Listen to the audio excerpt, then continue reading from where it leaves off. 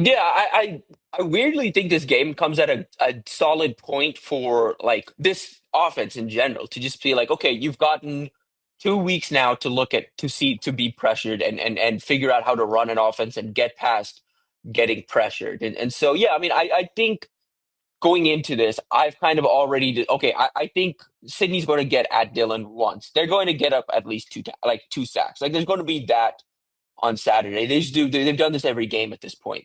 Um, from there, what I'm looking for is okay. We've seen against Michigan it wasn't really there, but against Michigan State it was.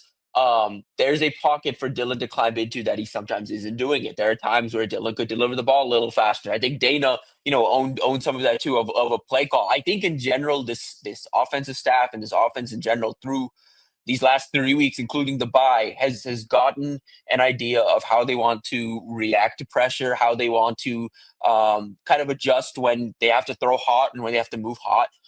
And I would hope, that is my hope is that they have some better answers on Saturday against a front that is going to look to pressure them off. And what I'm looking for from Dylan is a little more composure and okay, like don't get rattled just because Sydney's in your face. Like like I think progress through reads quicker. Something I thought was a little just like something in retrospect, looking back at the Maryland game, his time to throw drop when he was under pressure, and that's not like, in a bad way. Like I don't think that's I think that's something that actually needs to speed up, of course. And so I'm looking for just improvement in that aspect, stepping up into pockets. I think the interior of Nebraska's line is going to be able to hold up. And honestly, like I do think more often than not, like last week, I was pretty harsh on the O line in the immediate aftermath of the game, and then after one rewatch, I was like, okay, I was already too harsh. And then we listened to Dana Holgerson talk, and I rewatched again, and I was like, well, I was really harsh. And so now that we've gotten like a full week from the game, like I, if the offense can stay on schedule better than they did last week,